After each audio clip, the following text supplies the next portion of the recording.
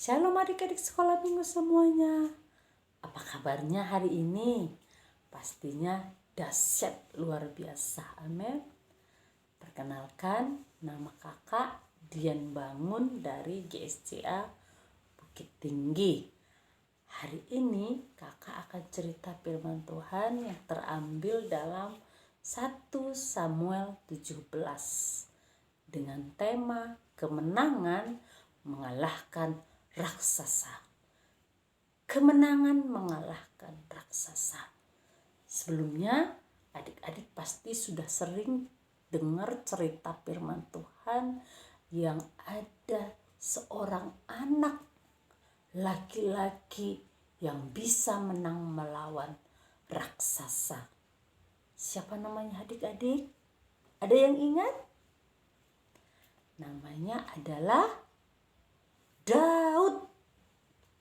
Daud kecil yang bisa menang melawan raksasa Goliat dari Gat. Di sini ada 3 poin yang bisa kita teladani dari Daud agar adik-adik semuanya, agar kita bisa menang melawan raksasa dalam hidup kita. Kak Dian, emang sekarang masih ada manusia raksasa seperti Goliat itu yang akan mengganggu kita, membunuh kita? Ada raksasanya loh adik-adik, tapi tidak seperti Goliat. Raksasanya yaitu bisikan-bisikan iblis yang bisa membunuh kerohanian kita, mematikan semangat kita. Misalnya nih, kemalasan kita, bisikan-bisikan iblis yang mengatakan, udah gak usah ibadah. Ibadah itu membosankan, gak seru. Lagian pagi-pagi itu masih dingin. Enaknya bobok di tempat tidur, tarik selimut. Nanti kalau udah siang, nonton TV filmnya seru-seru. Nah, itu salah satu raksasa yang ingin membunuh kerohanian kita. Udah gak usah bantu mama papamu, biarkan aja mereka yang kerja. Kamu kan masih anak-anak, kamu main aja, nikmati aja hidupmu. Gak usah bantu mama papamu, ayah bundamu. Gak usah kerjakan PR-mu. Kamu kan masih anak-anak. Nanti kalau udah besar baru kamu serius belajar. Kalau sekarang gak usah. Main aja, main handphone, nonton, wah seru. Nah, itu dia raksasa di dalam hidup kita yang harus kita lawan dan harus kita kalahkan. Kak, apa itu 3 poin yang bisa kita teladani dari Daud? 1, yaitu menjadi anak yang taat. Daud ini taat kepada ayahnya Isai, sekalipun dia anak yang paling bungsu dari 8 bersaudara. Ada dia 8 laki-laki bersaudara, dan Daud ini yang paling bungsu. Tapi Daud ini adik-adik, dia enggak manja, enggak cengeng, enggak males-malesan, enggak melawan ayahnya, bundanya, enggak bilang, ayahku ini kan masih anak-anak, masa aku yang menggembalakan domba? Kan masih ada itu kakak-kakak aku yang sudah besar. Ayah, masa kan aku yang mengantarkan bekal ke medan pertempuran untuk kakak-kakak yang berperang itu. Aku mau main. Bisa aja kan adik-adik dia berkata seperti itu. Tetapi tidak dengan Daud. Daud itu taat. Di ayat 1 Samuel 17 ayat 17 sampai 20. Di situ dikatakan bahwa Daud ini disuruh ayahnya mengantarkan bekal untuk kakak-kakaknya di medan pertempuran. Karena saat itu kakak-kakaknya ada 3 orang yang bergabung di tentara Israel yang akan berperang melawan tentara Filistin, yaitu Eliab, Abinadab, dan Syama. Daud ini kesehariannya menggembalakan domba. Setelah itu mengantarkan bekal makanan untuk kakak-kakaknya di medan perang.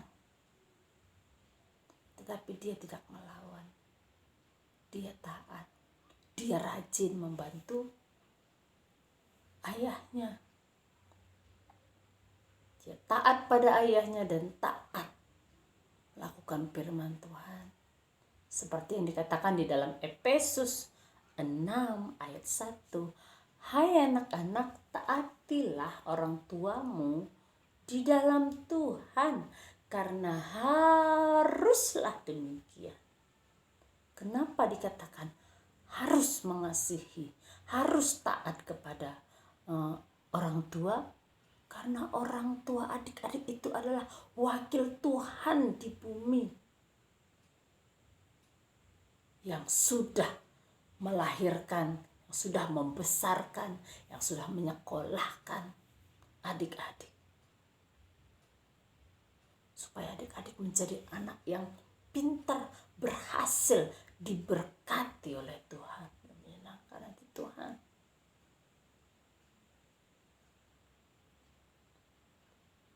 Dikatakan di ayat 20, saya akan bacakan kepada kita.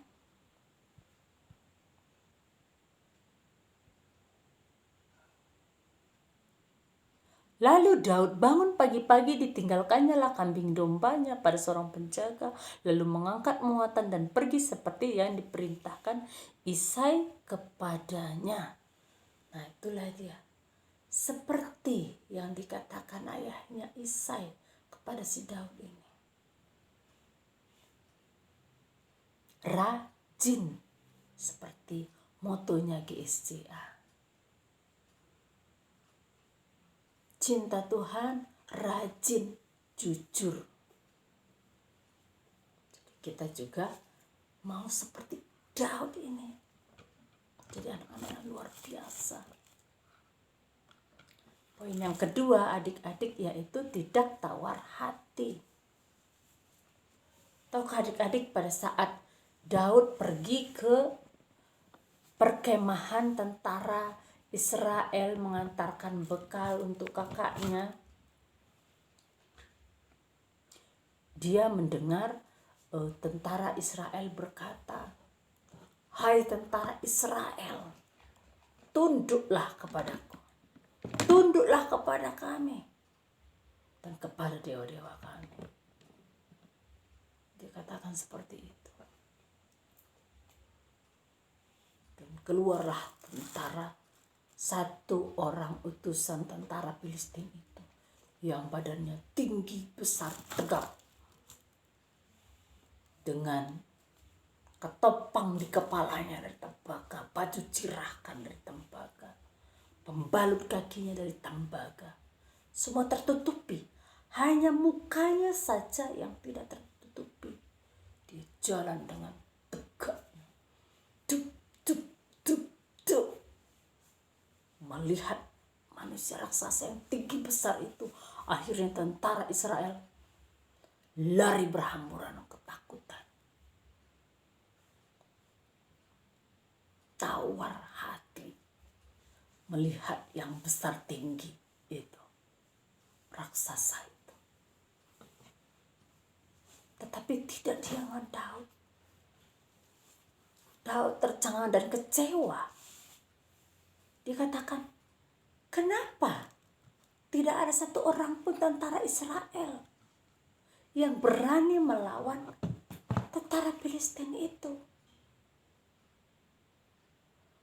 Kalau tidak ada yang berani, biar saya yang akan melawan tentara Filistin itu. Dia katakan begitu. Bahkan di ayat 32 dikatakan Daud, kakak akan baca ya, kakak akan baca untuk kita. Berkatalah Daud kepada Saul, janganlah seorang menjadi tawar hati karena dia maksudnya Goliat. Hambamu ini akan pergi melawan orang Filistin itu. Jangan ada yang tawar hati, itu dikatakan Daud. Bahkan tahu adik-adik saat Raja Saul menjawab, ayat 33, tetapi Saul berkata kepada Daud, tidak mungkin engkau dapat menghadapi orang Filistin itu untuk melawan dia sebab engkau masih muda. Sedangkan Goliat itu sejak dari masa mudanya sudah menjadi prajurit yang terlatih. Prajurit yang terlatih, dia katakan. Itu gak mungkin, Daud. Tetapi perkataan raja, perkataan kakaknya yang mengatakan, Daud, ini tidak menjadi urusanmu, kamu pergi menjaga domba-dombamu saja. Perkataan raja, perkataan kakaknya, perkataan orang-orang sekitarnya, dia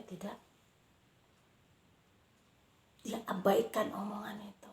Itu enggak membuatnya tawar hati, tidak membuatnya takut gentar seperti tentara Filistin tadi. Jadi demikian seharusnya adik-adik sekolah minggu. Kalaupun mungkin ada teman adik-adik yang mengatakan, Tina, kamu gak mungkin bisa juara. Kamu itu dari keluarga yang ekonominya rendah.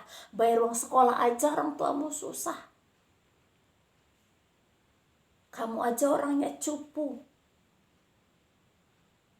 Kamu aja anaknya otaknya itu dangkal.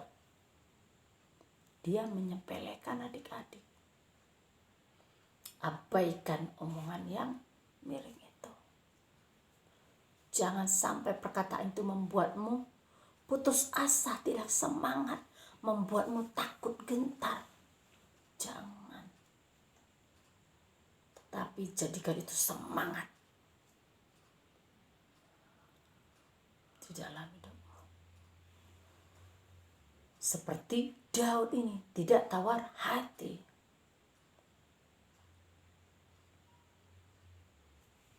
Poin yang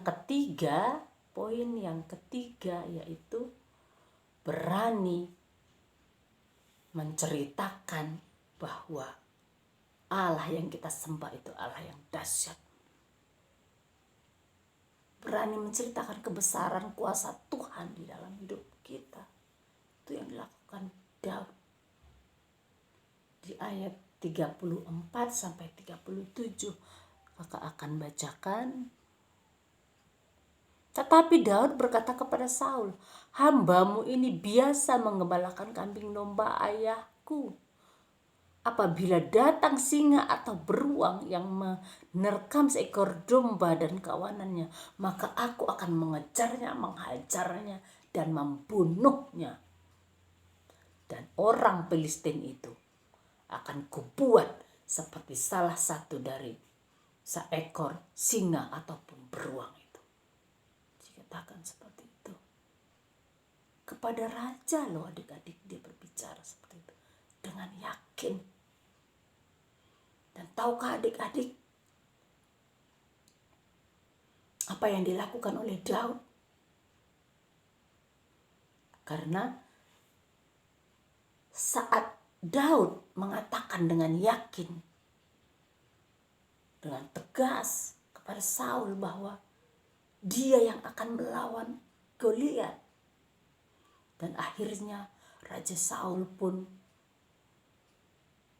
berkata, baiklah, pergilah. Tuhan kiranya menyertai engkau. Ada kata sepakat di situ adik-adik. Raja Saul dengan Daud. Tahukah adik-adik, saat Daud pergi akan melawan Goliat, yang dia ambil hanya batu licin dari dasar sungai dengan ketapel. Hanya itu senjatanya. Sedangkan Goliat tadi dengan tombak, lembing, pedang lengkap, pakaian perang lengkap, ketopong dari tembaga, baju cirah dari tembaga, pembalut kakinya dari tembaga. Hanya wajahnya saja. Tetapi orang yang percaya kepada kuasa Tuhan, maka Tuhan memberikan trik untuk melawan raksasa itu, Goliat itu. Tahukah adik-adik, pada saat Daud mau melawan Goliat, yang dikatakan Goliat apa? Anjingkah kau pikir aku sehingga engkau mendatangiku dengan tongkat?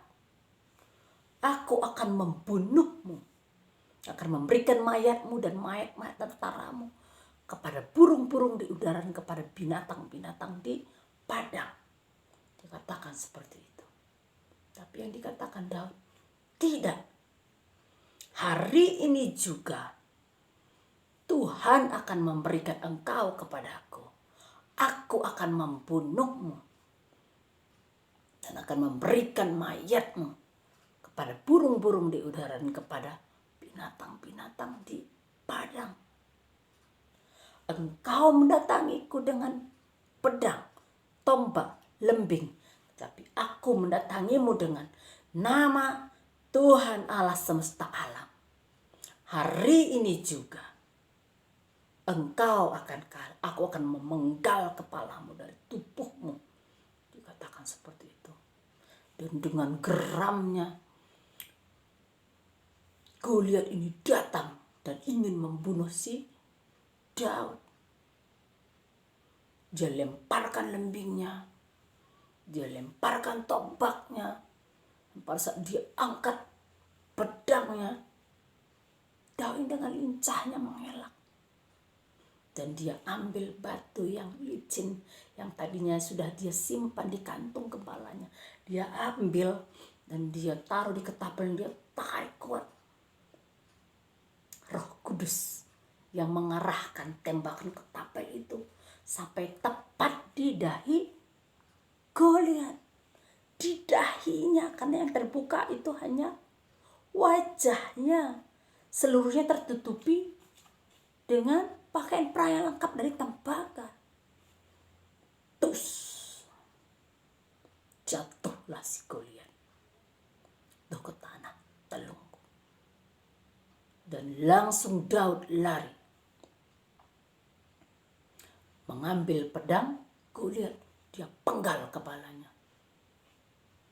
Dia angkat kepalanya itu, dan sehingga membuat tentara Filistin lari berhamburan ketakutan.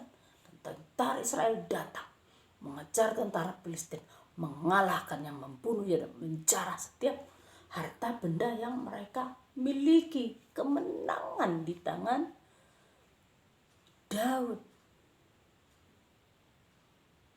Karena Daud tidak suka kalau ada orang yang menghina, mencemooh Allah yang hidup itu.